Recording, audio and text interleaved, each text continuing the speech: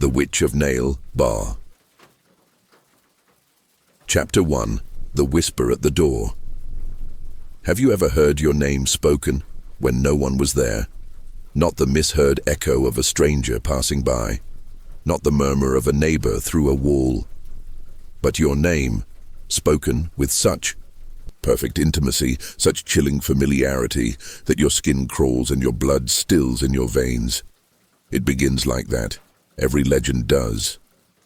A whisper, a knock, a name. And for Anika, it all began the moment she arrived in the forgotten village of Kalpali. Kalpali wasn't on most maps. You wouldn't find it in tourist brochures or Instagram posts. It wasn't the kind of place people visited. It was the kind of place people left and never talked about again. Anika had come with a camera, a notebook, and enough skepticism to fill the old, creaking bus that dropped her at the edge of the village just before sundown. She was a journalist. After all, a rationalist, a seeker of facts. Urban legends were entertaining, yes, but true? She doubted it, until she heard the first knock. It came on the very first night. But let's not get ahead of ourselves. Earlier that day, the sky had turned a thick amber, the sun dipping low behind swirls of dry, red dust. Her boots crunched over gravel as she walked the last kilometer on foot. A man from the bus station had refused to drive her into Kalpali. Too close to dark, he muttered. No one enters after dusk, not even for money. She had laughed. He hadn't. With her backpack slung over one shoulder and her DSLR bouncing against her chest, she passed homes shuttered tight, doors covered in faded chalk and red paint, strange symbols. The phrase Nale Ba scribbled over archways, walls, even carved into wood with what looked like a knife. "Come tomorrow," she translated. A chill passed through her despite the lingering heat. The home she rented was at the far end of a lane, shaded by crooked banyan trees. A colonial-era bungalow, abandoned for years, reopened just for her. Inside, it smelled of old incense and mildew. She set up quickly, camera batteries charged, phone on airplane mode, recorder ready. The light was fading fast, so she planned to interview a local priest first thing in the morning. By 8 p.m., she was already reviewing notes. At 9:04 p.m., the power cut.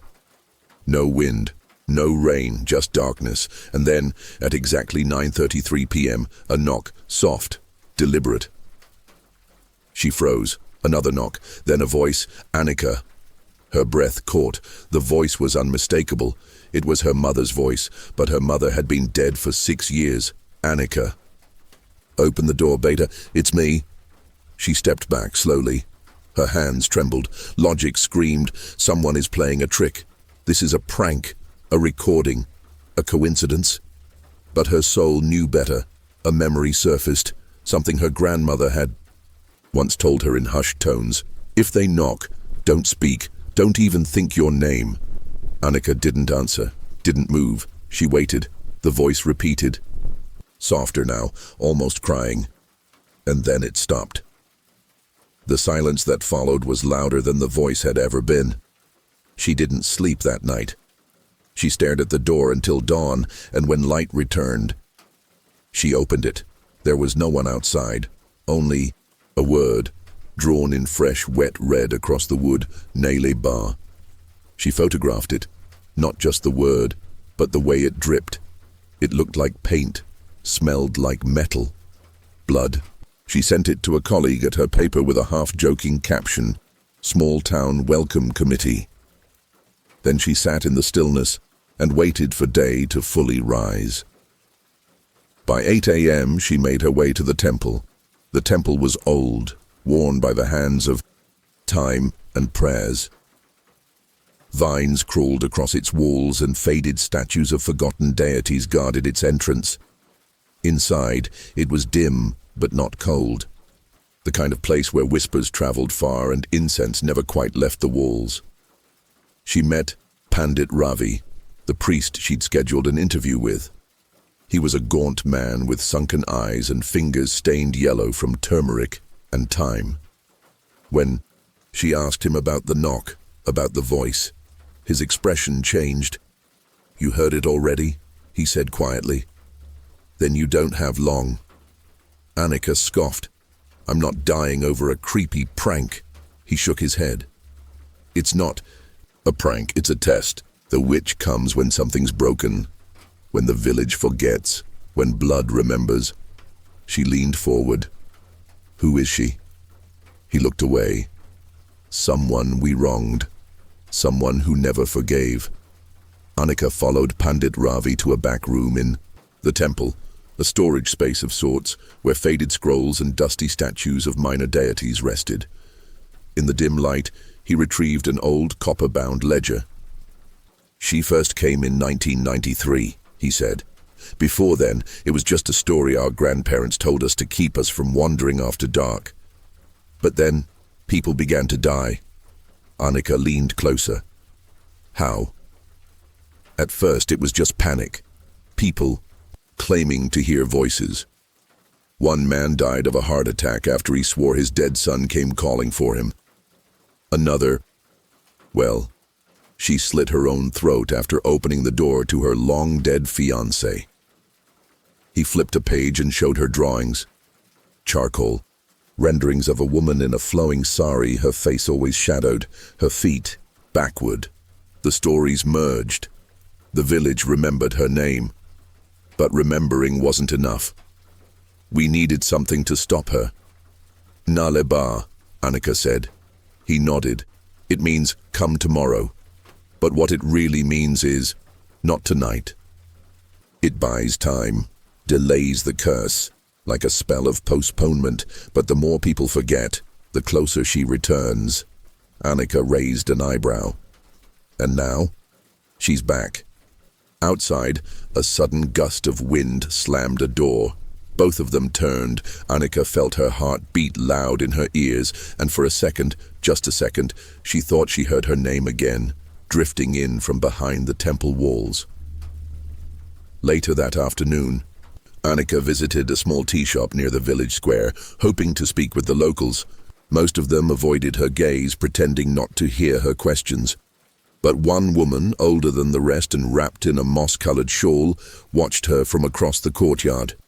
Her name was Kamala, and she spoke only in Kannada, requiring Anika to use a translation app in real time.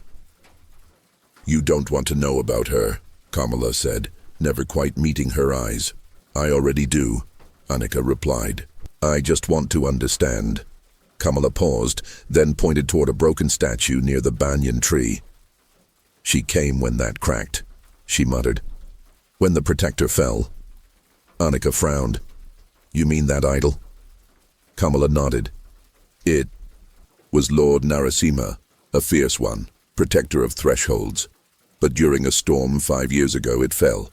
The next day, the dreams started again." "What kind of dreams?" Kamala looked away. "Voices. People we love, calling us from outside. My daughter." She opened the door. Anika's stomach turned. What happened to her? "She's gone. No body, no blood, just her slippers, placed perfectly by the threshold." That night, Anika reviewed the footage she had taken around the village. Most of it was uneventful, until she reached the clip from earlier when she filmed the cracked statue. In the corner of the frame, barely visible, stood a figure in red. It wasn't there when she'd filmed it. She was sure of that. She rewound. Played it again. Still there. Red sari. Bare feet.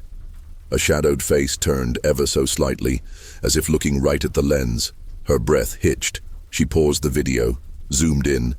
The face was wrong. Blurred. Almost smudged. As if the camera itself refused to capture her fully. Then, without warning, the screen went black. Her laptop powered off. And from outside, a knock. No voice this time.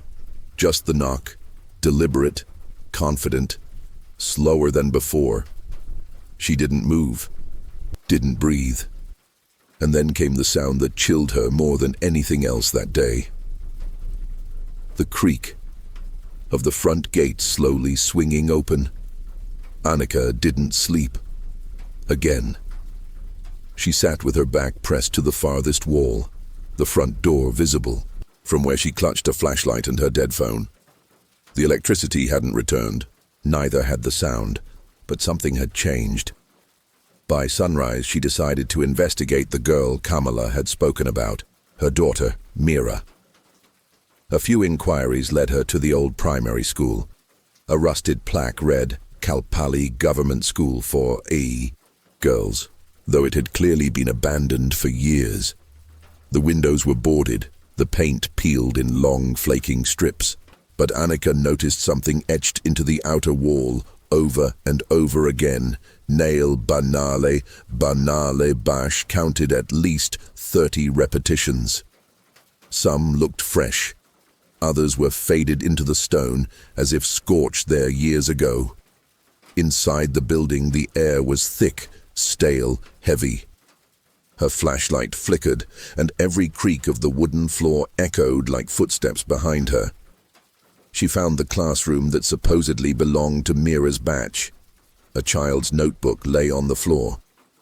When she opened it, her hands trembled. Every page had the same drawing, a girl standing at a door, a woman in red on the other side, and a speech bubble written in messy handwriting. "It's me, Amma. Open the door." Below it, one last drawing, the door open, the girl gone, only the sandals left. Anika backed away from the notebook and tripped. Her flashlight rolled from her hand. It stopped when it hit something, a toe, bare, attached to a foot. She raised the flashlight slowly, but there was nothing there, only her own breath, fast and shallow, and the distant echo of something scraping across a wall behind her.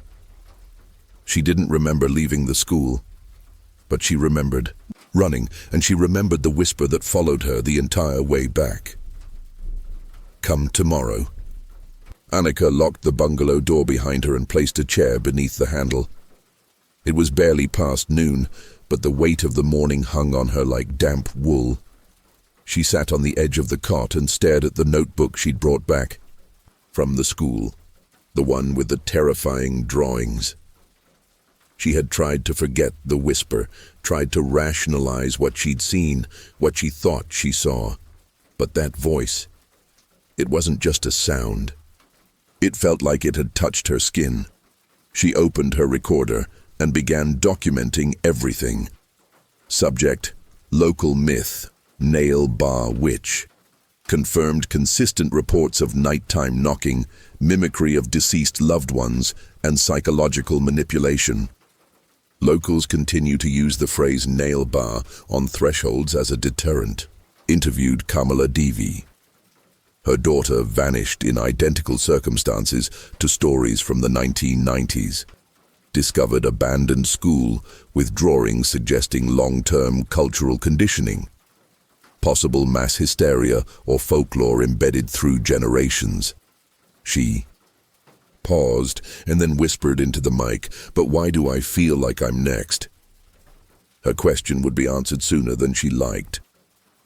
At 3:17 p.m., the wind began to howl, not outside, inside the house. The curtain near the kitchen fluttered violently, though no window was open. Her skin prickled. She checked the power again. Still dead. Then she noticed it. The notebook. Pages flipping on their own. She approached slowly, each step louder than the last. The pages stopped on one covered in frantic black strokes, scribbles. Hundreds of overlapping loops and lines, but in the middle, perfectly untouched by the chaos, Anika, written once. Neat, clear, as if signed by someone with calm hands and wicked intent. She rushed back to the temple. Pandit Ravi was waiting. "I need to know everything," she said. "All of it." He didn't hesitate this time. There was a girl, long ago, promised in marriage to a wealthy man from another village, but he never came. Her family shamed, locked her away. She died in silence. On the night of her death, they say she whispered to the door every night, "Come tomorrow. He'll come tomorrow." Anika's breath caught. She created the phrase. He nodded. Or maybe the phrase created her. We don't know anymore, but she learned something in that waiting. Something dark. She learned to mimic, to echo, to become who you miss. "She's not just a spirit," Anika murmured. "She's a reflection." Ravi lowered his gaze. "Exactly, and reflections can lie." Anika left with shaking hands. That night, the mirror in her room cracked, and from behind the glass, something whispered, "I miss you, Beta. Please let me in." Anika didn't scream, even as she watched the crack in the mirror widen on its own, even as the voice whispered her name again so lovingly, so wrong. She didn't scream. Instead, she whispered back, "Why me?" No answer.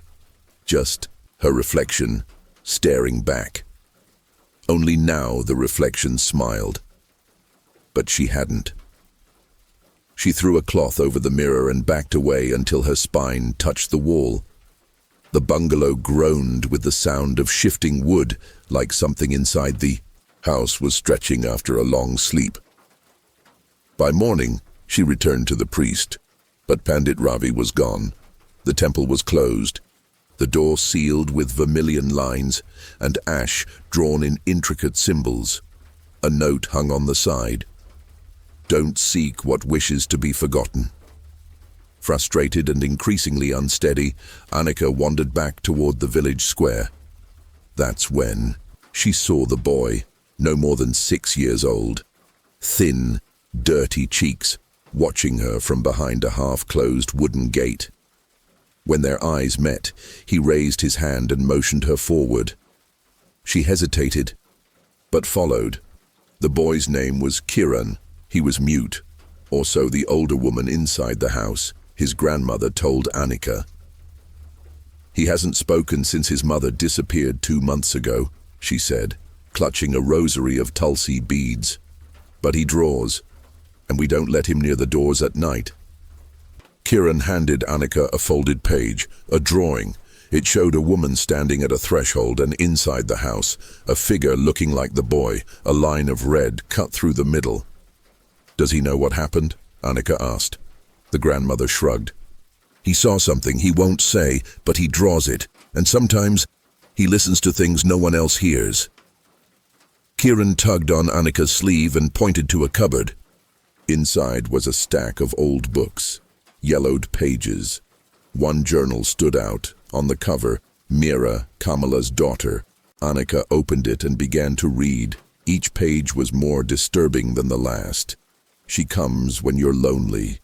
She knows what voice you miss. I wrote Nale Ba on my window, but this time, she came anyway. They say she waits until you say her name out loud. That's the real invitation. I said Amma, and then she came." Anika swallowed hard. She'd said it too. Why me? That had been her invitation. She flipped to the last page. It wasn't written in Meera's hand. It was in red, just one line. "You're next." Anika took the journal with trembling hands and left Kiran's house in silence. The village felt different now, as if it knew she had read it. She could feel it in the air, in the way crows circled above without sound, in how the shadows seemed to linger half a second longer than they should. Even the trees whispered her phone was still dead, the power hadn't returned, and worst of all, she could hear the knock, even when no one knocked. That night, she dreamt she was a child again, standing outside her parents' house, knocking, but no one answered. She knocked harder, then she called out, "Amma." The door opened, and inside was herself, older, hollow-eyed, smiling. "Come tomorrow," the version of herself whispered, then slammed the door shut. She woke up gasping, the journal clutched to her chest. It was open to a page she hadn't read yet. The witch knocks from inside now, that's how she wins. In a desperate attempt to find answers, Anika returned to the old house her mother grew up in. A property on the outskirts of Kalpali, long abandoned. She hadn't been there since she was 9. The key still fit. The house groaned as she entered, dust spiraling in the shafts of light that pierced the boarded windows. A family photo still hung crooked on the wall. She stepped closer, brushing off cobwebs. In the corner of the frame, a woman stood that she didn't remember. Red sari, smudged face. She turned the photo over. There was handwriting on the back. Nale Ba. She followed us here too. She backed away, stepped on a creaky board that gave way. The floor cracked and collapsed beneath her feet. She fell into darkness. She landed hard, underground, in what looked like a crawl space or hidden cellar. She reached for her flashlight and clicked it on. On the walls around her were dozens of old scraps of cloth, each with something scrawled in faded ink or blood. Come tomorrow. Come tomorrow. Come tomorrow. And beneath one particularly large one, she never leaves. She just waits. Anika climbed back up, her palms scraped, her legs bruised. She stumbled out into the open air just as the sun began to set, and that's when she realized her name was already gone. From her notebook, from her ID, from the lock screen of her phone. She stared into a reflection on the glass pane of the door, and her lips moved, but no sound came out. She couldn't remember how to say her own name. The witch wasn't just at the door anymore. She was inside. Anika stood frozen at the door, staring into the warped reflection of her face on the glass. Her lips moved, but the sound didn't come. She tried again, tried to say it, her name, nothing. It wasn't just forgotten, it was taken. She turned back inside the old house. Every corner now felt unfamiliar. As if by stepping into her family's past, she had disturbed something buried. Then she saw it, a door she didn't remember. Half hidden behind an old cabinet, a door with no handle, just a hollowed space in the wood, shaped like a palm, and he hesitated, then pressed her hand into it. The door opened with a groan that seemed to echo into places far beyond the walls. Inside was a narrow stairwell leading downward, and at the bottom, a room filled with shelves, old reels, and dust-covered tape recorders. She flicked a switch. Surprisingly, a single bulb lit up above her. The room was cramped, the air stale. But one object sat in the center, a box marked in Canada, "Do not play, Nale Ba." Her hand trembled as she opened it. Inside, a reel-to-reel audio tape. A handwritten note lay on top. "This recording is not sound. It is invitation. Anika." Stared at it for a long moment. Then, against every warning in her body, she played it. At first there was static, then a child's voice. "Ama." Then silence. Then her own voice. "Come tomorrow." Then the voice changed. Warped, deeper, not human. Tomorrow has come. The lights flickered. The bulb above her popped, plunging her into darkness. She turned off the recorder, but the voice continued. Not from the machine, from behind her. "You don't need your name where we're going." She spun, flashlight trembling in her grip. No one was there. Just an old mirror on the far wall. Her reflection smiled again. And this time, it whispered, "Let me out." Anika didn't run. She couldn't. Her legs moved, but the space around her stretched like a dream refusing to end. The stairwell back to the surface looped. Each turn felt the same, each landing identical. She was being kept inside. Not by walls, but by her own fear. Finally, a door. One she didn't recognize. It opened before she touched it. She stepped into a room bathed in unnatural blue light. And there, hanging in the air like a suspended veil, were thousands of names. some written in ash, some in blood. Some just echoes in the air. She recognized none, except one, Anika. It hovered, flickering as if ready to vanish. She reached for it. A voice stopped her. If you touch it, you stay. She turned. No one there. But the voice remained. You wanted? The truth. This is it. We are what you forget. We are what you deny. We are the voice that comes when you are alone and think you are safe. The names around her began to fade, one by one. You remembered me, and now I remember you. The voice came from inside her now. She screamed, and the room shattered. She woke up in her bungalow. Morning sunlight pierced through the curtains.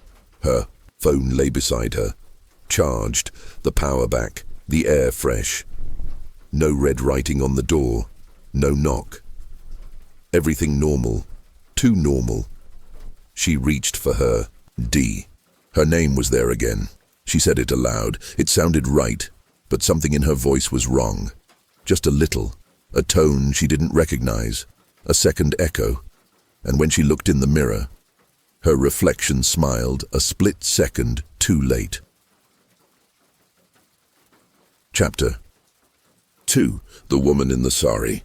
They say if you dream of a woman in red, it means something in your life is about to die. Not always a person. Sometimes it's your past, sometimes it's your memory, and sometimes it's your soul. The morning after the mirror smiled back at her, Anika left Kalpali. She didn't tell anyone, didn't pack much, just boarded the first bus out, back to the city. She thought leaving would silence the voice, but it came with her. In the city crowds, she heard it. In the hum of her fridge, she heard it. In her own thoughts, it lingered, always whispering just behind the noise, and every time she passed a reflective surface, she paused, not to look at herself, but to make sure the reflection wasn't looking first. Back at her flat in Bangalore, Anika tried to resume normal life. She filed a report with her editor, tried to write the article, but all her notes were blank. Every document, every voice memo, gone. Only one file remained, a single video from her trip, titled, She Came Anyway. She didn't remember naming.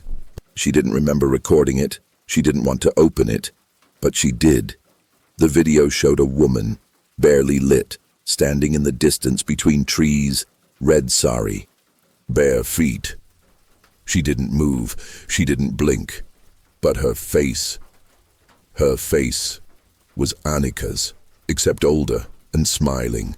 Behind her, dozens of others, faces twisted, shadowed, some weeping, some screaming without sound, all watching her, all wearing red. The screen glitched, then went black. Her laptop smoked. She ran to the sink, poured water over it. When she looked back, the mirror in her hallway was fogged. One word written in the mist. Remember. Anika couldn't forget. The message in the mist haunted her dreams, her waking hours, even the silence between phone rings. She stopped answering calls, stopped responding to messages, until one came from an unknown number. No words, just a photo of a building, an old asylum, one she remembered from her grandmother's stories, a place once used to house women labeled mad for seeing ghosts, speaking to shadows, or weeping for things no one else could see. Below the image, a second message. She was here first. The next morning, Anika traveled 3 hours to the outskirts of Channapatna. The building still stood, cracked, hollow, swallowed by moss and vines. But inside, stories remained. She bribed the lone caretaker, a man with cataract-clouded eyes and a bad cough. He handed her a heavy ledger. "Burn it when you're done," he said. Inside, brittle pages whispered with every turn. She found it. Patient, Dum 327, unnamed female. Admitted, August 11th, 1961. Diagnosis, hallucinations, paranoia, persistent mimicry of others' voices. Patient often stands at the door at night, repeating, "He will come tomorrow." Discharged. Never. Deceased. Unknown. Last recorded note. She began to sing in another woman's voice. Then everyone in Ward B began to do the same. Anika closed the book slowly. The red sari wasn't a symbol, it was a memory, passed from woman to woman. Possession, not by a ghost, but by a grief so powerful it forgot how to die. The caretaker led Anika through the rear of the asylum, past crumbling hallways and rusted cell doors, until they reached a stairwell half hidden behind a fallen beam. Ward B was sealed, he said. After what happened, they shut it down, but her room's still there. Anika descended the staircase, her flashlight cutting through the thick dust hanging in the air like old breath. The corridor below was narrow. The walls pulsed with mold, and each door had its small observation window shattered or blackened. Then, room 13. Its door was intact. Anika stepped inside. The room was small. A cot, a chair, and on one wall, etched deep into the plaster, "He will come tomorrow." Beneath it, fresh scratches. Recent. Impossible if no one had been here. She turned to leave, and froze. A sound, a lullaby, a woman's voice humming softly, then a child joining in. The voice was behind the wall. Anika pressed her ear to the surface. The humming stopped. Then, "You found me." She stumbled back, heart pounding. The wall cracked, just slightly. A seam appeared. It was a door. The hidden door groaned open with a slow, scraping breath. Anika raised her flashlight, illuminating the narrow stone passage beyond. The air grew colder with every step she took, as if time itself had stopped moving in that forgotten space. The chamber was circular, lined with symbols she didn't recognize. Charcoal-blackened walls marked with hundreds of handprints, small and large, as if the damned had clawed to get out or begged to stay in. At the center of the room, on a worn mat of rotted fabric, sat a figure, kneeling, still, wearing a faded red sari. Anika froze. The figure's back was turned, the head bowed, humming. Continued, soft, gentle, ancient. "Hello?" Anika whispered. The humming stopped. The woman turned. Her face was hollow. No eyes, no mouth, no nose, just smooth skin, and yet somehow she smiled. Then she sang in Anika's voice, "He will come tomorrow, but you came today." Anika stepped back, but the door behind her slammed shut. The woman in the sari rose slowly, and as she stood, so did the shadows behind her. 12 others. All dressed in red, all eyeless, all silent. The chamber pulsed, and on the walls the handprints began to drip. Blood. The woman stepped forward. She didn't speak. But Anika heard the words anyway, in her own mind. "I wore this for a man who never came. Now I wear it for all who forget me." The 12 shadows stood still. The eyeless woman began to circle Anika, slowly, humming again. A haunting tune, the kind sung to babies by mothers who've lost too much sleep, and maybe too much of themselves. Then, without warning, the other 12 began to hum along, the same tune. Each voice was different. Each voice was familiar. Anika heard her grandmother, her childhood friend, her old teacher, even her own voice, fragmented and echoed back. She dropped to her knees. "Why are you showing me this?" she cried. The woman stopped behind her. A whisper filled Anika's ear. "So you remember who you were, before you forgot me." Suddenly, the chamber shifted. The shadows dissolved into dust. The eyeless woman faded, and Anika found herself in a memory, her childhood bedroom. She was 6, sitting on the floor, drawing, and outside the door, a voice. "Anika, Beta, open the door." She turned to look at her younger self. The girl stood, walked to the door. Anika screamed, "Don't!" But the child didn't hear her. She opened the door. A woman in red stood there, the same smooth face, the same smile, and from the woman's lips, "You forgot me then. You remembered me now." The scene shattered like glass. Anika was back in the chamber, alone, but the door behind her was open and carved into it, as if burned there by memory itself. The past is the doorway. Grief is the key. She stepped out. Anika didn't remember leaving the asylum. She only knew the sari was clutched in her hand, and the road curved back toward Kalpali like it had been waiting. The village had changed. Doors were no longer marked. Children played in the dirt, like the air wasn't cursed. But when Anika passed, the laughter stopped. One boy whispered, "She brought it back." She returned to the bungalow. Inside, it smelled of dust and old jasmine. She laid the red sari on the table. It twitched, once as if breathing. She didn't flinch. That night, the knock came earlier, at 17 p.m., 3 times. A pause, then the voice, "Anika, you remembered."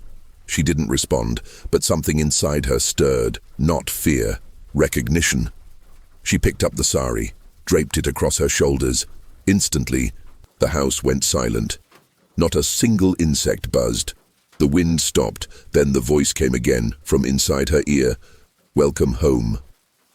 The mirror fogged again, not from steam, but from presence. Words formed in streaks. 1 must wear it. 2, bind it. The sari grew heavier. Its fabric tightened. Anika struggled to breathe, but she held on. She stumbled outside, toward the banyan tree, toward the first threshold the witch ever crossed. There, a shallow pit waited, as if dug by hands not her own. She stepped into it, laid the sari down, and spoke aloud. "I wear this grief, so no one else has to." The wind howled, then stopped. The earth closed, and the sari was gone. Anika collapsed. When she awoke, the village was quiet, but the mirror back home held one final message.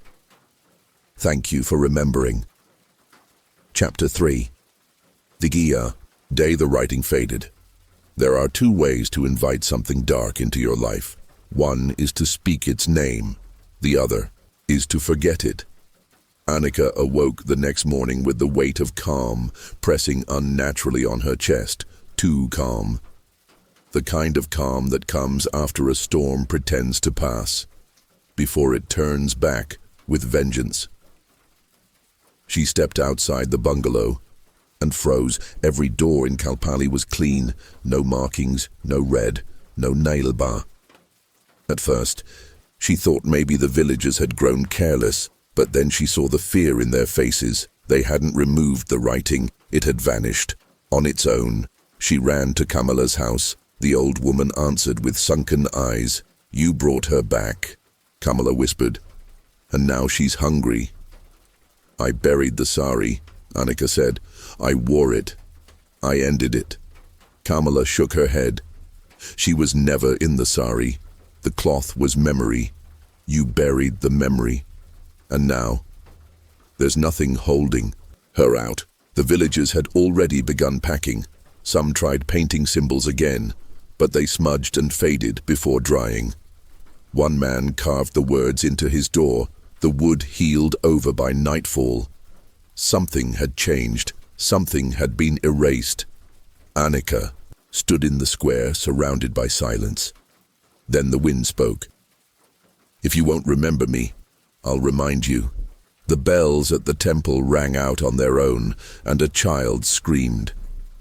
The child who screamed was Meena, the youngest daughter of the potter.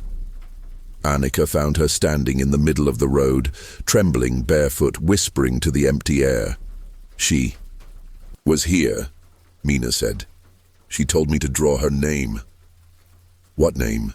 Anika asked, kneeling. Meena pointed to the ground, a chalk drawing smeared in panic. Not a name, a face, blank, but beneath it, a single word. Amma. Anika's blood ran cold. She took Mina home, but the child didn't speak again. She simply drew, pages upon pages, the woman in the red sari, each drawing closer, each one more detailed. The last one, the witch's hand, reaching toward the artist. That night, Mina vanished. No sign of struggle, just the window open, and one final chalk line trailing from her room to the base of the banyan tree. At its roots, something glowed faintly. Anika dug. She found stone tablets, broken, ancient, etched with words in a dialect she didn't recognize. She took them to Pandit Ravi, who had returned in secret. "These are part of the old rite," he whispered. "The real one, not just Nale Ba.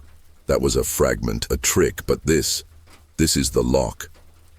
Anika stared at the fractured pieces. "How do we finish it?" Ravi closed his eyes.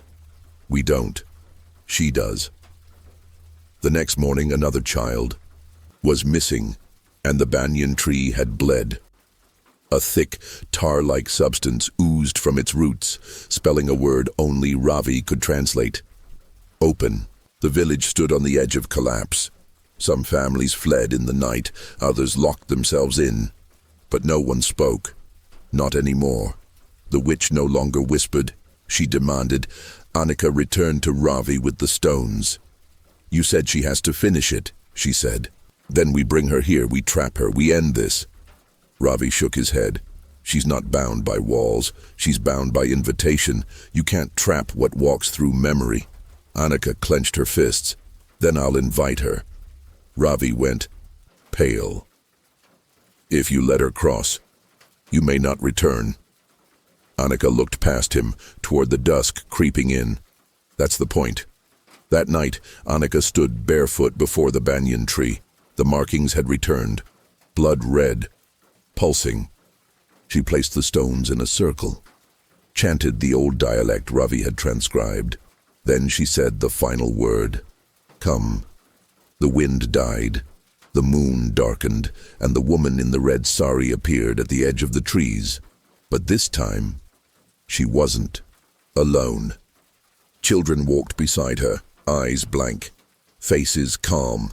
Among them, Mina. Anika's voice broke. "Let them go." The witch tilted her head. "Let me finish what you all forgot."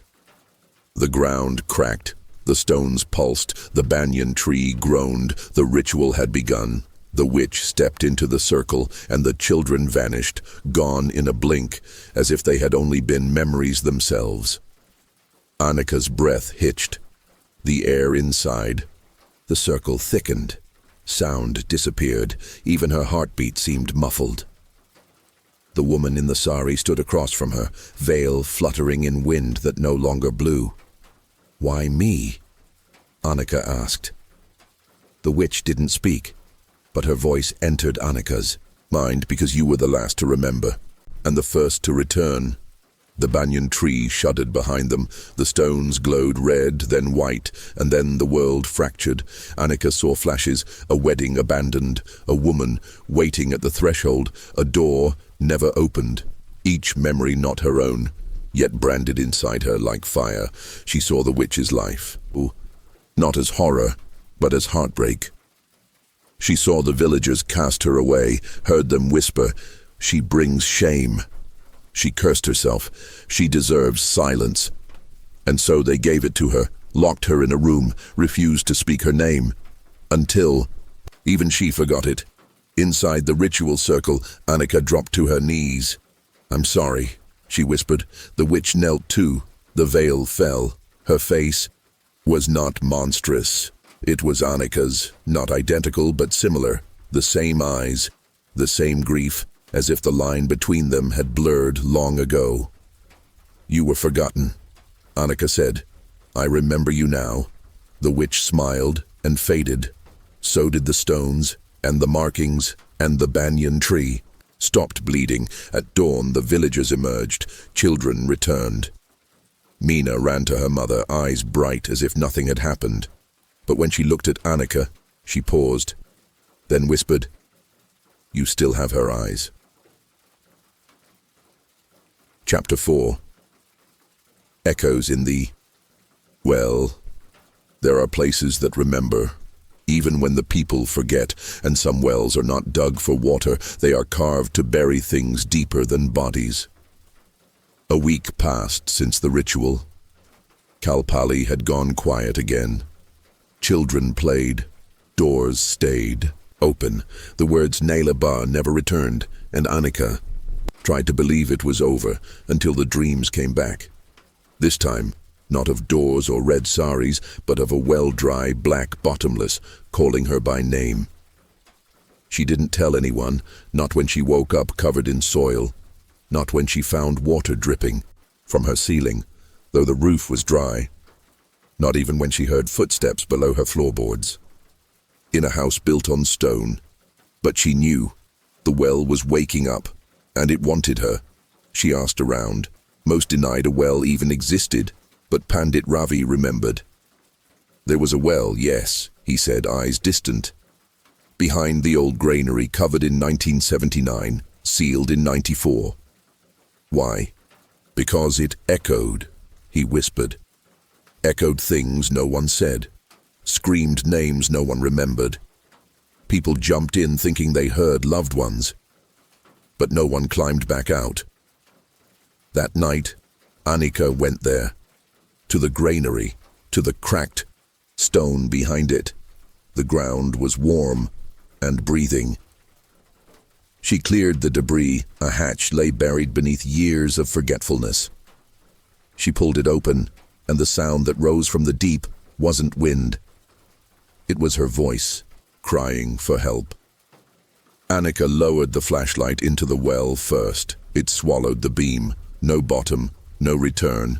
Only the sound of her own voice, crying out, distorted, older, desperate. She tied a rope to the base of the banyan roots nearby, one of the few things in Kalpali still old enough to remember, and she climbed in. The air changed almost instantly. It wasn't cold. It wasn't hot. It was memory, dense and vibrating. The deeper she descended, the louder the echoes grew, not of others, of her, moments she had forgotten, words she had whispered as a child, fears she had buried. The well wasn't speaking, it was replaying. After what felt like hours, her feet touched earth. She was inside a chamber, stone-lined, circular, and at the center, an altar. Above it floated an object, weightless, pulsing like a heartbeat, a mirror shard, small, curved. Her reflection blinked before she did. Then it spoke. She hid me here. She feared what I would show. Anika tried to look away, but her limbs locked. Images flooded. Her vision. Not the witch, but the thing that chased the witch, a shadow darker than night. A voice without sound. A hunger that consumed names, faces, even stories. It fed on forgetfulness, and it had followed the witch for decades. Now, it had followed Anika. The shard rose, glowed red, then black. A voice, not hers, not the witch's, rippled through the stone. You remembered her, but will they remember you? The rope jerked above, snapped. Anika was trapped, and the water began to rise. The water climbed steadily, cold, silent. It touched her ankles like a whisper, like a memory returning to drag her under. Anika searched the chamber's edge. No ladder. No exit, just smooth ancient stone. The mirror shard still hovered, pulsing with dim, hungry light. Show me, Anika said. Show me everything. The shard responded, not with words, but with weight. The chamber grew heavy, the water stilled, and she saw the witch kneeling over a body, a man, her groom, eyes wide, lips blue, not abandoned, poisoned by the village elders to prevent the marriage, to keep bloodlines pure. They made her believe he never came, and when she wept, they sealed her grief behind ritual, not to save her, but to silence her. They feared her rage, they buried her name, and the well became her tomb. Anika screamed. The water surged to her chest. The altar cracked. Light bled from the seams. She tore the shard from the air. It burned into her palm, and a voice boomed. "You cannot carry what you do not claim." Anika raised the shard to her chest. "I claim her, her name, her sorrow, her memory. I remember." The chamber pulsed. The water receded. A staircase unfolded from the stone behind her. Rough, crude, but real. She climbed, each step echoing with names, whispers of women forgotten, until she emerged back into the night, mud-covered, breathless, but not alone, because now the witch walked with her, not as a shadow, but as a story. Chapter 5. The Child Who Knew Too Much. There are voices we silence out of fear, and voices we ignore because they speak the truth. But when a child breaks silence with someone else's voice, you listen, even if it terrifies you, especially then. His name was Kieran, 6 years old, mute since the night his mother vanished, and now he was speaking, not in a whisper, not in a child's voice, in a woman's old, cracked, grieving, and very, very familiar. In Kalpali, Kieran had become a myth in the making, not just because of what happened to him, but because of what surrounded him afterward. Children stopped playing near his house. The school teacher asked to excuse him from morning classes. Even the shopkeeper who once gave him free sweets now turned his face away when Kieran passed. He was a boy born from silence, and then devoured by it. No one could say where his mother had gone. She had left the house one night, calling to someone at the door. Witnesses claimed she had smiled first, like she'd recognized the voice. Then she walked into the dark. She never walked back, and from that moment on, her son had not spoken until now. It began just after sundown. The sun had left the sky with a strange haste that evening, as if fleeing something behind the hills. The cicadas had gone still. Even the cattle were restless. Anika was walking the edge of the village, notebook in hand, half scanning for any usable notes. Her work had slowed. The story felt like it was fading beneath her fingers, but the story was about to write itself. From the center of the stillness, she heard a voice, a dry whisper, broken at the edges. "He will come tomorrow." A chant, old as the curse, but spoken in a new voice, familiar, female. She turned. The banyan tree loomed nearby, its roots clawing into the earth like desperate fingers. The voice seemed to come from there. She followed it. What she found would change everything. Kieran, sitting in the dirt, barefoot, head bowed, drawing lines and loops in white chalk. Not playfully, ritually. His hand was steady, focused.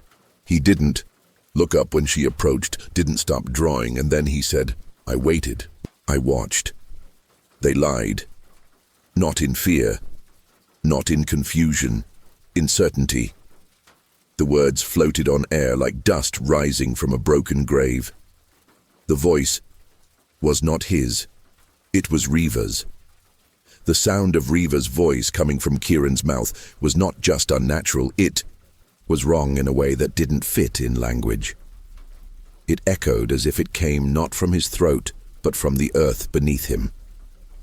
Villagers began to gather, slowly, one by one, drawn to the clearing as if pulled by a thread they didn't know they were following. Kieran sat in the center of a ring of smooth stones. His small hands continued shaping ancient symbols, some known, some lost, into the dust with a piece of white chalk. Anika crouched at the edge of the ring, careful not to cross it. "Kieran," she whispered, "can you hear me?" He did not respond. Not with his own voice. Instead, the witch's voice returned. "This is where they buried the rest of me," the villagers murmured. Some crossed themselves, Others stepped back. "What do you mean?" Anika asked. No response. But the chalk moved. Faster. The symbols turned chaotic, overlapping, a heat pressed against her chest like a palm made of steam. "The rest?" she repeated, and then, the part that remembered joy, that dreamed, that forgave. Kieran's eyes rolled back. His body stiffened. And then, without a sound, he collapsed. Panic rippled through the crowd. Kieran lay still, his hands outstretched, fingers still curled around the edge of a symbol. The white chalk had broken, snapped clean in two as he fell. Anika rushed to his side, careful not to disturb the shapes he had drawn. His breathing was shallow, but steady. His eyes were open, dazed, unfocused. The air inside the ring was thick. The symbols still glowed faintly, though there was no light source. "Kieran," she whispered, brushing the hair from his forehead. "Come back." But the child didn't respond. His grandmother arrived next, pushing through the others with wild, fearful eyes. She dropped to her knees beside him, muttering prayers in a dialect so old Anika couldn't place it. "I've heard that voice before," she said through tears, "when I was a girl, before the first child vanished." "What happened?" Anika asked gently, but the old woman only shook her head. "They made us forget." As the crowd dispersed, Anika helped carry Kieran home. He didn't speak again, but he wouldn't sleep either. He stared at the ceiling, tracing invisible patterns in the air with his fingers. The next morning, the stone circle remained intact. But the symbols had deepened into the ground. They weren't chalk anymore. They were burned. By late morning, the whispers had begun. Not from people, from the stones. The villagers who passed near the clearing claimed they heard names carried on. The wind, not just any names, their own, spoken gently, sweetly, as if by a loved one lost. One man said he heard his mother, long dead, calling him home. Another woman, the butcher's wife, collapsed sobbing when she swore she heard the cry of the child she lost in childbirth 30 years before. It was Riva, not trying to hurt them, trying to be remembered. Anika returned to the circle that afternoon. The drawings had now grown. They weren't just symbols, they were images, faces, houses, a pair of wedding bangles. She didn't understand what they meant, not fully, but Kieran did. He stood across the circle, silent, awake, alert, and in his tiny hand he held a locket. "Where did you get that?" Anika asked softly. Kieran said nothing, but his eyes flicked toward the forest. The villagers watched from a distance, not daring to cross the line into the dust. Anika approached slowly, stopping at the edge. "Kieran, do you want to show me something?" He nodded. And then he turned and began to walk toward the eastern edge of Kalpali, toward the forest no one entered, the place where the trees grew too thick, the place no paths dared remain, the place Riva had once waited. Anika followed Kieran in silence. The forest swallowed sound, like it swallowed light. Trees twisted above them, their roots weaving across the ground like veins. The air changed, thicker, colder, but not empty. It pulsed. Birds did not sing here. Leaves did not rustle, but voices whispered. Not aloud, not externally. Inside the head, inside the bones. Each step deeper blurred the line between memory and presence. Anika saw flashes, a bridal veil floating on water, a hand reaching through flames, a door opening to an empty threshold. Riva's pain, Riva's longing, Riva's injustice. All of it stitched into the soil. Kieran didn't stumble. He walked like he had been here before, like he had been born here. At last, they arrived. A sunken ruin, once a temple perhaps, maybe a shrine. Now only the stone bones remained. At its center, a slab, not unlike a grave. Kieran stopped. He held up the locket and pointed to a groove in the altar. It fit. The second the locket clicked into place, the ground beneath them hummed. The slab cracked, and from within it, a name poured out, not in letters, in light. Reva. The air shimmered, as if reality itself were holding its breath. Anika stepped back from the altar, her heart pounding. The light from Reva's name hovered just above the stone slab, glowing, flickering, impossibly alive. Kieran dropped to his knees, as if the weight of the moment pushed him down. His hands trembled, but his eyes were wide open, unblinking. Then the light dimmed, and the wind shifted. Anika turned sharply. Something had joined them, not from the trees, not from the shadows, from the name itself. It stepped into form, not fully solid, like moonlight given shape, a woman, veiled, silent. She moved with the sorrow of centuries. Reva. The spirit stood over Kieran, her hand extended, but not to him, to Anika. Say it again. A voice echoed, not through ears but through memory. Anika's lips parted.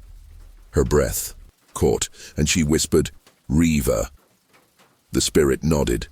The forest bowed, and for the first time, the whispering stopped. Chapter 6. Come tomorrow. They thought the words would protect them. They thought tomorrow would never come. But tomorrow has been waiting. Waiting for the day someone remembers. Waiting for the one who dares to say her name. And now, that day is here. Tomorrow is today. Anika stood in the heart of the ruined forest, her chest rising and falling with the weight of everything she had just witnessed. The name hung in the air like a bell still ringing. Reva, echoing not with sound, but with truth, with memory. Kieran knelt beside her, small and unmoving, his hand still extended toward the slab, where the locket pulsed.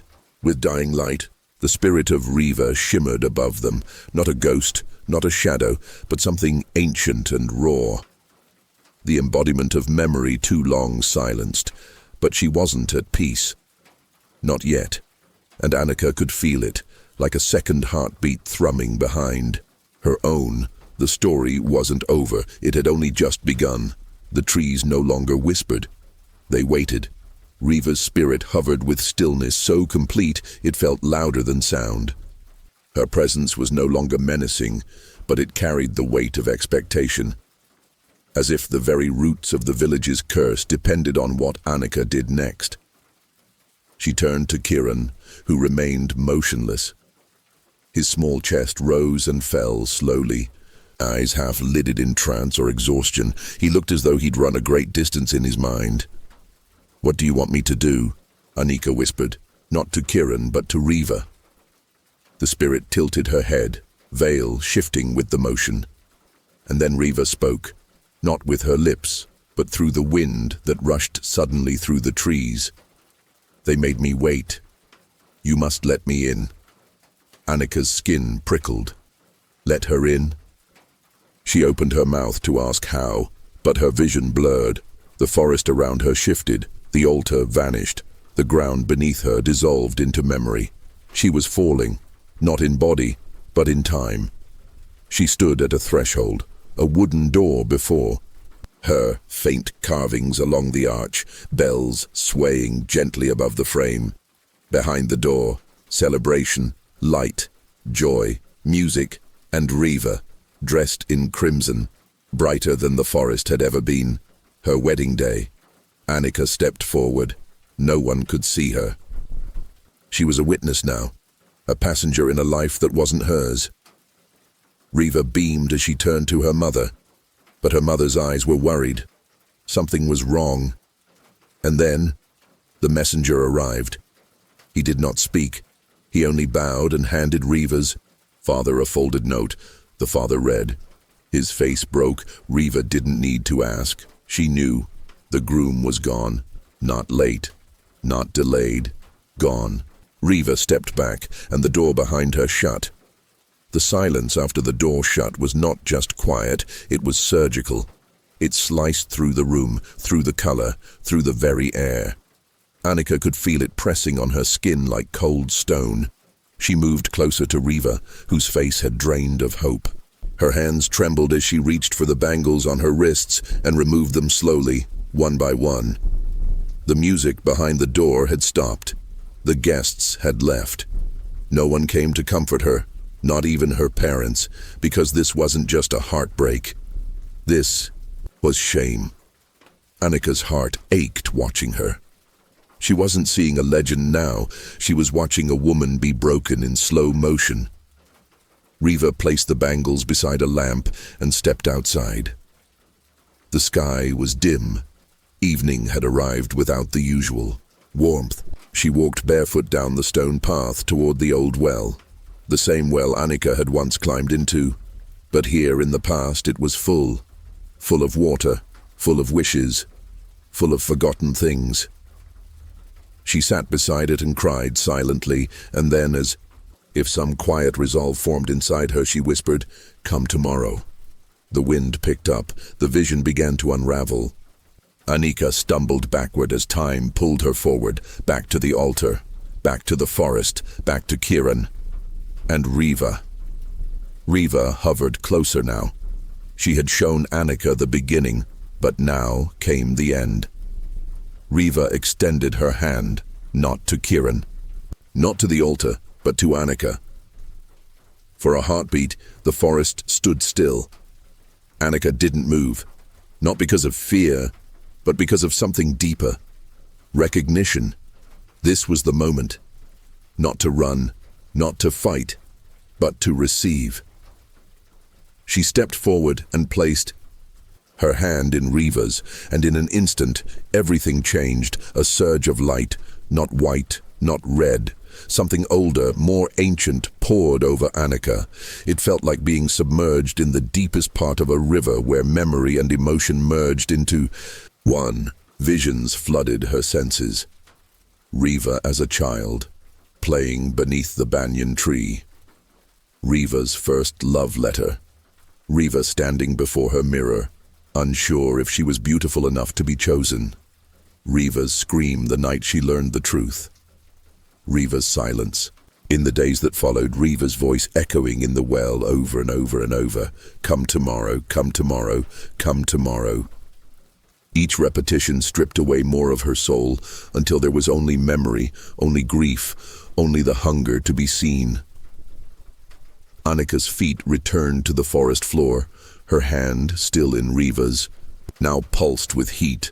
A mark had appeared on her palm, a symbol, one of the ancient glyphs Kiran had drawn. She looked up. Riva's veil lifted. Her face was no longer broken by sorrow. There was peace there, and something more. Choice. The symbol burned on Anika's palm, a living brand. It pulsed with memory, but not pain. Kiran approached slowly from the edge of the clearing, his eyes wide with reverence, as if he too had seen what Anika had seen, as if he had walked through Riva's life beside her. He stopped beside Anika, looked up at Riva and whispered, "It's time." The forest sighed. Trees groaned. Wind circled them like an invisible veil. Riva turned to the altar, the name carved.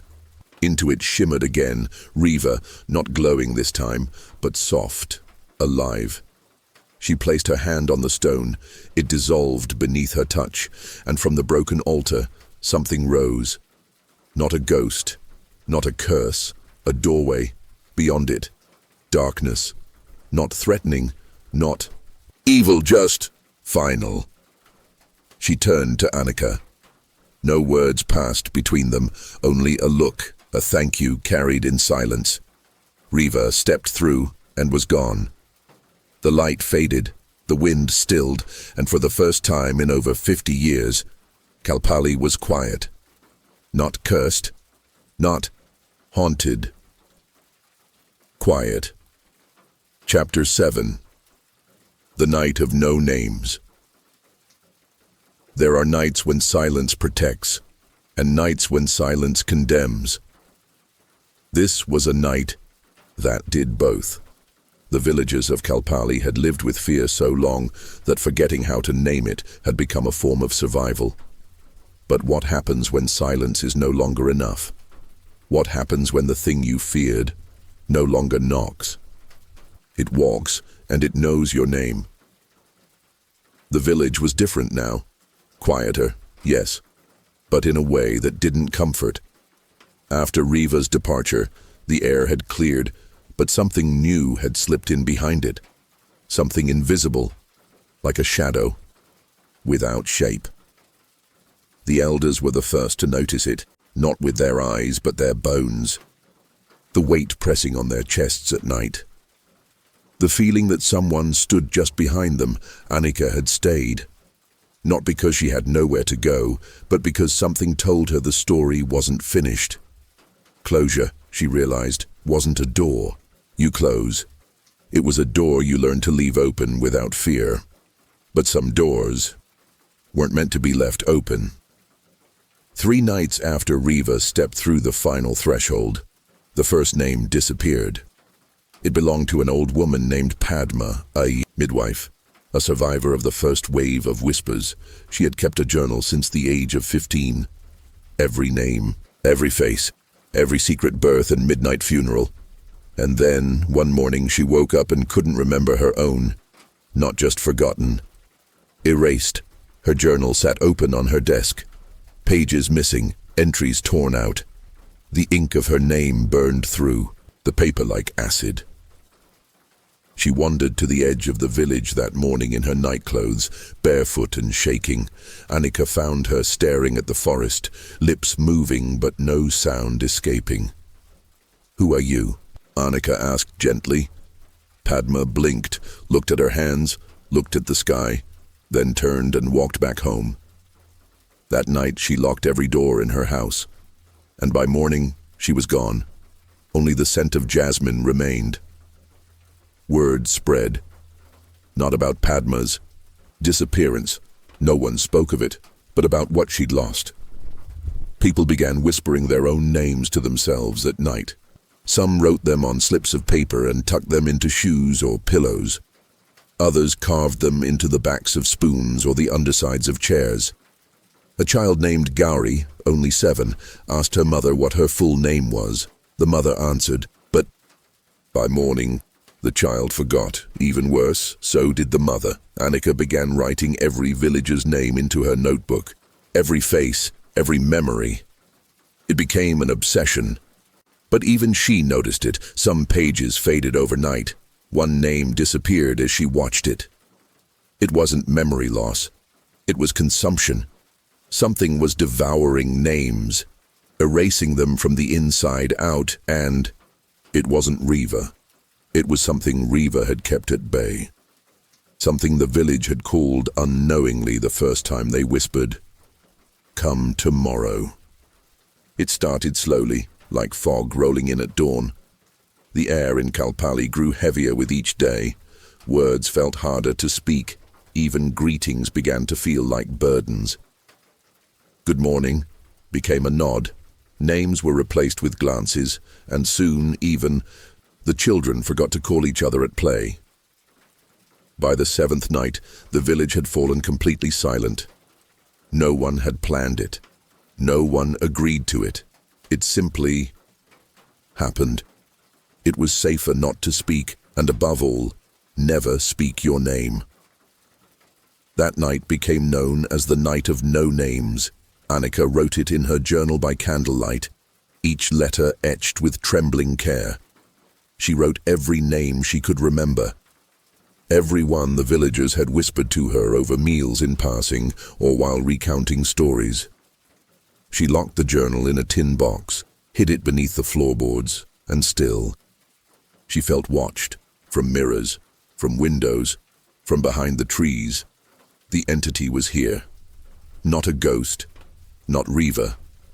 Something older, something that fed on identity. It had been waiting, and now it was awake. Anika could no longer sleep.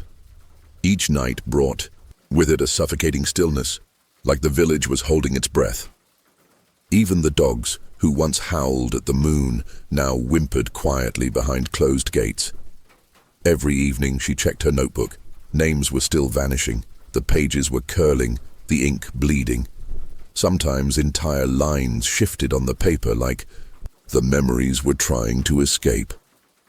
Kieran had stopped speaking again, but not out of fear. It was something else. He sat by the well every morning, drawing his circles in silence. But now the symbols were different. They weren't spells, they weren't rituals. They were portraits, faces, hundreds of them, each one half-finished, each one missing a mouth. Anika watched as he drew, and then he looked up and finally said, "They want us to be silent, so they can speak through us." She shivered. "What are they?" she asked. He looked back at the well, the ones who never had names. That night the whispering began, not the soft, mournful whispers that once marked Riva's presence. These were sharper, hungrier. They came from behind closed doors, from cracks in floorboards, from the water jars left too long in the sun. They weren't voices that asked to be let in. They were voices that already were. Anika sat by the candle in her room, notebook open in her lap. The latest entries had smudged themselves into indecipherable streaks. She held the pen but couldn't remember what she was trying to write. A word hovered at the back of her mind, her name. But when she tried to say it aloud, her lips wouldn't move. Not frozen, stolen. She slammed the notebook shut and reached under the floorboards. The tin box was still there. She pulled it out, opened it, blank pages. Not empty, blank, erased. From behind her, a whisper. "You don't need a name if you have a mouth." She turned, nothing there, and yet something watched. The next morning, the village square stood empty. No vendors, no children, no bells from the temple. Doors were closed, windows shuttered. But behind each silence, Anika felt something worse than fear. Resignation. It was as if the villagers knew what was coming and had chosen to let it in. She passed house after house, seeing signs of presence, bowls still warm, chairs still rocking, candles burned down to their final breath. But no people, until she reached Kieran. He stood alone by the well, drawing his circles again. But today, he wasn't drawing portraits. He was drawing mouths. Hundreds of them, open, silent, empty. "Kieran," she whispered, "are they coming?" He didn't look up. He didn't speak. He only pointed to the sky. Anika followed his gesture and saw the clouds swirling in a perfect spiral above the banyan tree. The center was hollow, and from within it fell ash. The ash fell in silence. It didn't swirl or scatter. It landed with purpose, settling on rooftops, shoulders and skin with the intimacy of breath. It coated the village in a pale veil of forgetting. Where it touched, color drained. The red of sari threads turned to gray. The green of the banyan's leaves faded. The sky itself dimmed to the hue of a dying ember. Anika reached out and let a single flake fall into her palm. It dissolved, not like dust, like memory. A name formed on her tongue, her own. But it stopped halfway. She was forgetting herself, not who she was, what she was, a witness, a voice, a living memory, and whatever this force was. It wanted to finish what the village had started all those decades ago, to erase everything, to silence everyone, to become the only voice left. By midnight it began knocking, not on doors, not on walls, inside their heads. One slow knock, then a pause, then a voice. Say it. But no one did. They knew better. They had learned from Riva. from the children who vanished, from the midwife who dissolved into jasmine and dust. To answer was to invite it. To speak was to summon it. But silence wasn't safety. Anymore, it was hunger. Anika sat curled in a corner of her room, her candle barely burning, her name scribbled on the floor again and again and again. She could feel it breathing through the cracks in the wood. She could feel it remembering her, even as she began to forget. Then a second knock came. This time, in her own voice. She didn't open her eyes. Not at first. The sound of her own voice calling from behind the door, calling her name, and was worse than any nightmare. It was warm, familiar. It sounded like comfort, which made it all the more dangerous. It knew what voice to use, what tone to mimic, what memories to summon. Her father reading to her before bed, her mother calling her in from the rain, a friend she hadn't thought about in years. All of them whispered from behind the door, "Say it. Say your name.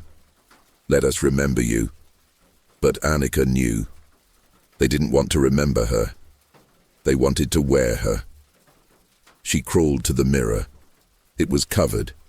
She had covered all of them days ago. But the cloth now pulsed like something breathed beneath it. She reached out, trembling. She pulled the sheet away. Her reflection smiled and said her name.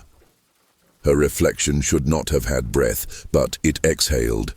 Fog clouded the mirror, not from her side, but from within the glass, and in it, words etched themselves slowly. "We know you now." Anika stumbled back, heart pounding. She turned to run, but the room had shifted. The walls were too close, the corners too deep. Every surface was a mirror now, dozens of them, each reflecting a different version of her, some crying, some screaming, some silent, mouths sewn shut, and one, just one, smiling with too many teeth. "Say it." They all whispered in unison. She dropped to her knees and clutched her journal, now more symbol than book. She flipped through its blank pages and shouted, hoarse, I remember all of them." The mirrors laughed, and one shattered. The shattered mirror bled. Not glass, names, dozens of them, hundreds, in chalk, in blood, in smoke. They spilled across the floor like a flood of voices long silenced. Each name flickered, some for seconds, some for years. The names of the forgotten, the unnamed, the ones who had whispered from the trees, the ones whose mouths had been drawn by children, the ones who had never existed, because no one had ever remembered them long enough to, and now they were all here, inside the room, inside her. Anika screamed, not in fear but in defiance. She grabbed the broken glass and carved her name into the wall, not for herself, for the village, so someone would remember, because the only way to defeat the ones who never had names was to give them back and make them human again. The wall groaned under the pressure of the blade, as if the plaster itself didn't want her name there. But Anika pushed harder, the jagged mirror shard digging into her palm as she etched every letter. When it was done, the room was silent. No whispers, no scratching, no names, just her breath. And then a light, a flickering ember formed above her carved name. It hovered, then split. One by one, glowing names floated out of the broken mirror, seeking the wall. Each one found its place beside hers. Padma, Gauri, Riva. Hundreds, the forgotten, the erased. She didn't recognize most of them, but that didn't matter. The mirrors began to crack, not violently but gently, like frost melting in sunlight. Their reflections faded, the voices stilled. Anika collapsed against the wall, heart pounding, throat raw. She had spoken the names, and now they could rest.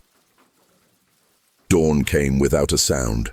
No birds, no prayers, only the faint echo of a name, Riva, whispered one last time as the light returned.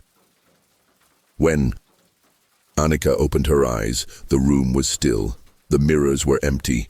The walls were marked, not with scratches, not with blood, but with names. The names of a village no longer forgotten.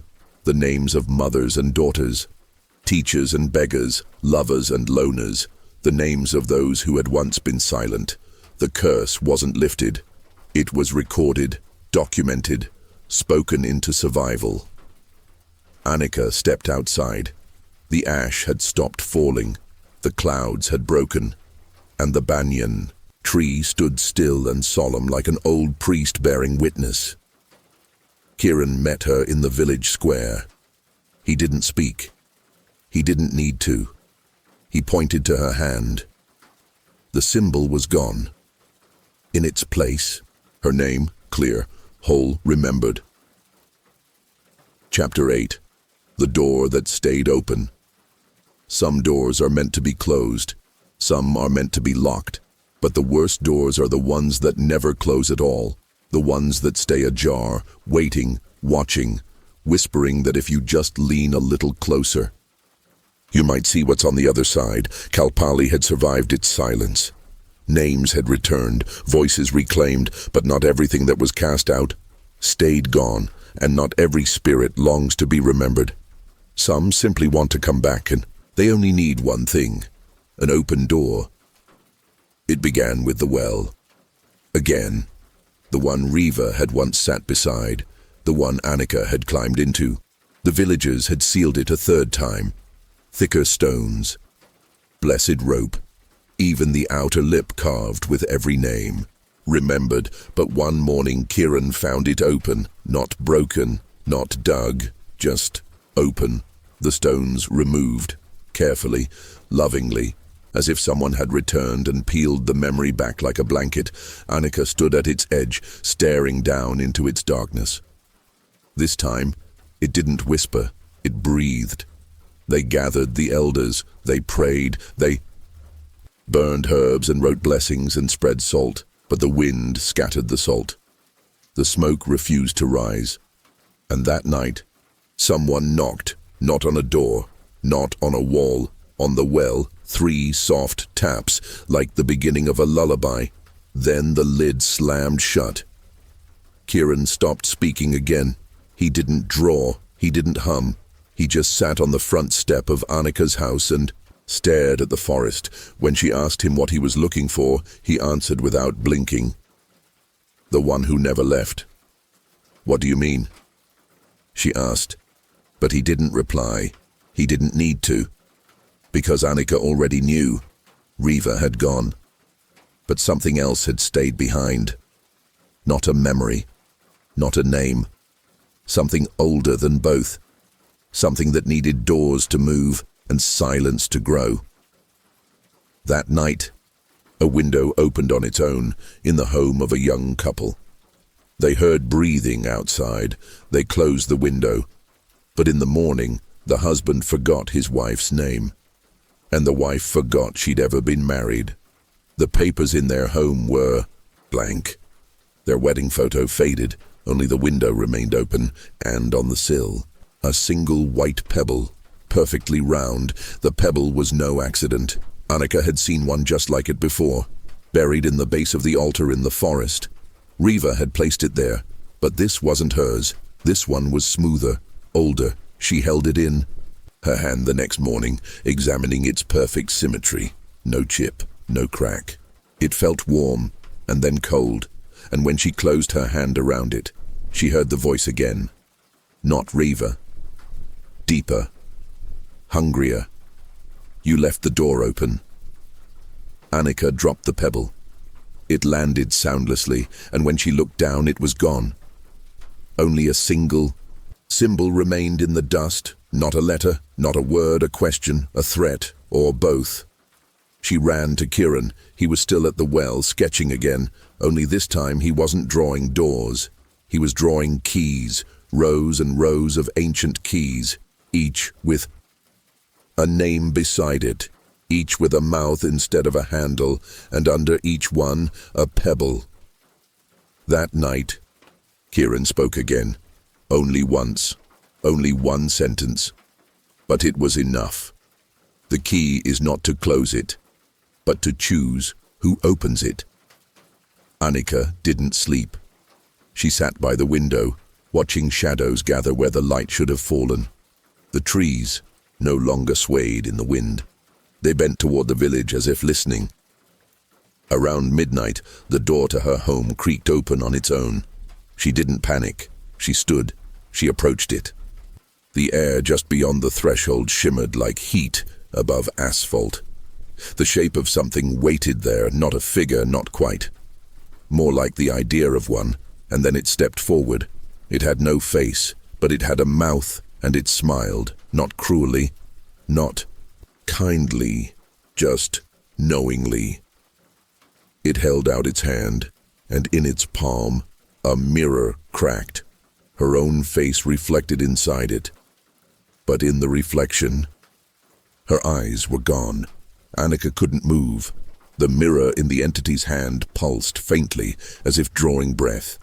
Her reflection stared back at her, expressionless, hollow-eyed, waiting.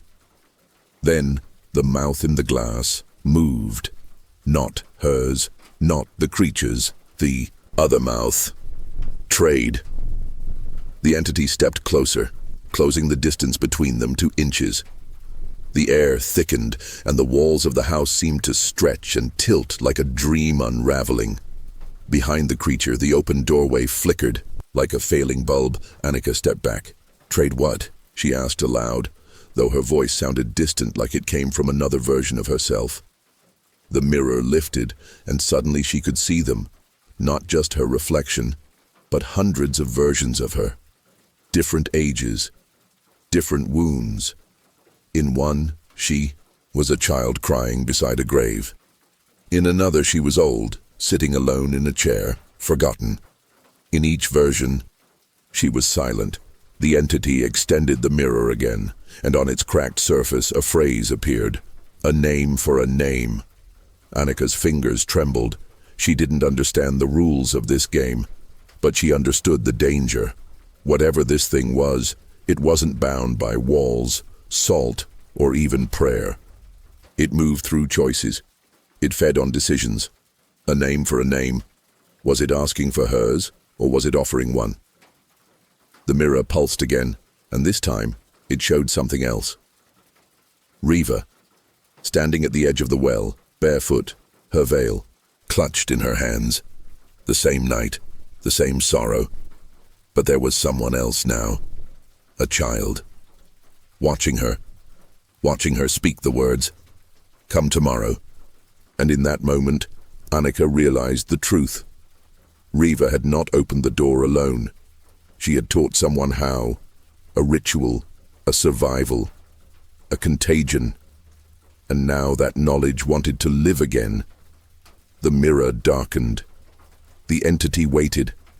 Anika closed her eyes and whispered one name, not hers, its, and the mirror shattered. The mirror fell in pieces, silent as feathers. Each shard hit the floor and dissolved into ash, leaving behind a single thing, a shadow. It did not stretch. It did not move. It only watched. And when Anika opened her eyes, the entity was gone. But the doorway was still open. Outside, the village was stirring. People stood in their doorways, blinking in confusion, some with tears in their eyes.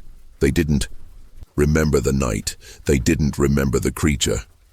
But they all remembered her, Anika, because she had spoken the name no one else could. Not Riva. Not the entity. The first name, the one that had made the door.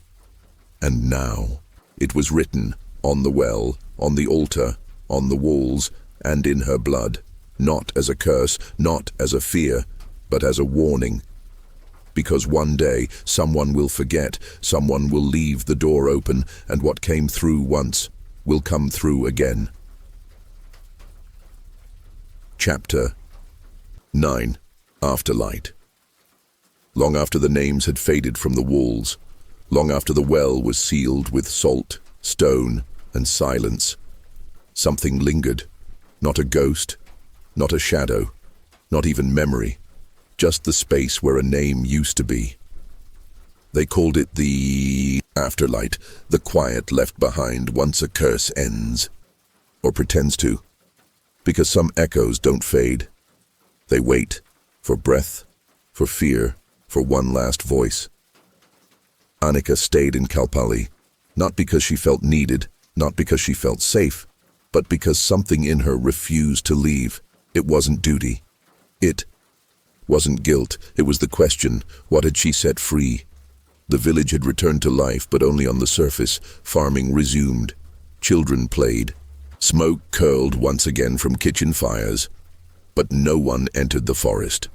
No one spoke of Riva. No one asked about the well. They remembered, but they did not acknowledge, as if the story would consume them again if given a name. Kiran was the only one who still drew. He sketched birds, trees, animals. Then, quietly, a door, always closed, always without a handle. Anika asked him what was behind it. He shrugged. But the next morning she found a paper on her porch, a sketch of herself, standing in front of that door, knocking. The sketch stayed with her, not just in her hands, but in her mind. She folded it and placed it in her journal, but all day she felt the weight of it pressing from inside the paper. That night, she dreamed again. But this time, it wasn't Riva. It was the child. Not Kiran, but someone else. Faceless, standing behind the door. "Who are you?" she asked in the dream. The child did not answer. It only raised its hand and mimicked a knock. 1, 2, 3. The door didn't open, but the world behind it shifted. Anika awoke drenched in sweat, her throat dry. She reached for her journal. The sketch was gone. In its place, a pebble. White, round, and beneath it, "Come see." The next morning, Anika left her house before sunrise. The village was quiet, too quiet. No footsteps, no voices, even the animals were still. She walked past the old temple steps, past the well, past the banyan tree. The forest edge waited for her, and just beyond it, where the thicket broke slightly, a new path. She hadn't seen it before, but she had drawn it in a dream. She followed it. Each step forward deepened the silence, not in absence of sound, but in weight. Every branch overhead leaned toward her, every root shifted beneath her boots. She reached a clearing, and in the center, a door not attached to a wall, not framed by any structure, just a single freestanding wooden door, closed, no handle, no lock, but carved at the top, afterlight. She approached the door with slow, deliberate steps. Every instinct in her screamed to stop, not in fear but in awe. The door radiated presence. It wasn't wood, not anymore. It was made of something older, something that had never been alive, but had always been aware. She reached out. Her fingers stopped inches from the surface. Not because she was afraid, because the air turned solid, a resistance, as if the door itself was asking her a question. "Are you sure?" Behind her, the trees bent forward, leaves rustled in a directionless breeze. No bird sang, no voice called, except her own. Inside her mind, knock. She closed her eyes, and she did. 1, 2, 3. And the door opened, not outward, not inward, but downward, as if it were never meant to swing, but to sink. The door sank into the earth without sound, like it had always been part of the ground, waiting for the right knock to remember it was a passage. A soft wind rushed upward from the darkness below, not cold but old. It smelled like burnt wood and lavender, like memory and loss. Anika hesitated at the edge of the opening.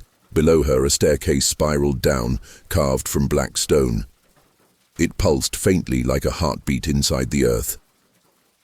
She stepped onto the first stair. It did not creak. It did not echo. It simply accepted her. Each step downward peeled away something from the air. Time, sound, even light. By the 7th step, her shadow was gone. By the 10th, her breath made no sound. She wasn't afraid, not anymore. She was curious, because this was no longer Reva's story. This was something else. This was the place where all forgotten things came to rest, and she had come to listen. The stairway opened into a chamber, vast, silent, endless. It wasn't lit by flame or lantern or sun. It was lit by memory. Thousands of tiny flames floated in the dark, each one pulsing like a heartbeat. Each one humming faintly. Anika stepped forward. The floor beneath her was smooth. It rippled gently with each step, as if walking on the surface of some still, ancient lake. She looked closer at the lights. They weren't candles, they were names. Each flicker a person, each pulse a life, each glow a memory once forgotten. Now, gently, burning again, she passed one that whispered, "Amma," another that sang, "Don't forget me." And then she heard one call her own name, a single voice, small, like a child who had been waiting to be found. She followed it. And there, in the center of the chamber, was a cradle, empty but swaying. The cradle moved with a rhythm too perfect to be wind, back and forth, like something unseen had just laid it down. Anika stepped closer, every part of her screaming not to, and yet unable to stop. The swaying slowed as she approached, and then, as she peered inside, there was a name, not written, not carved, not whispered. It was formed of light, of fire, of memory, and it wasn't hers. It was one she had never heard before, but instantly knew. The first name ever forgotten, the one that opened the door the very first time. She didn't say it aloud. She didn't need to, because once a name is remembered, it no longer belongs to the silence. The moment she recognized the name, the chamber changed. The lights dimmed. The ripples on the floor calmed. The air grew warmer, heavier, as though a great breath had been held for centuries and had finally begun to exhale. Anika knelt by the cradle, hand extended, fingers trembling above the glowing name. She did not touch it. She didn't have to. She understood now. This place was not a tomb. It was not a prison. It was a library of those the world had tried to forget, a record of those unspoken, and now she was its keeper. The lights above began to rise, drifting upward like embers caught in an unseen wind. They floated into the dark beyond the chamber's ceiling, as though returning to the sky. Anika stood, her feet steady, her voice clear. She spoke the name, the first name, and every light responded. A low harmony filled the chamber, not song, not speech, recognition, and, from the cradle, a voice, soft and newborn. You remembered. The chamber pulsed once with light, then again, and then it breathed. Anika stood still as the light rose around her, coalescing into shapes that shimmered like echoes. Not quite people, not quite memory. They surrounded her in a quiet circle, not watching, witnessing. Each presence was a name spoken for the first time in decades. Some had never been spoken aloud at all. But here, they stood as clear as fireflies in fog. One stepped forward, a woman, barefoot, hair long and silver, eyes kind and endless. She took Anika's hand and whispered, "You gave us back to the world." Anika didn't respond.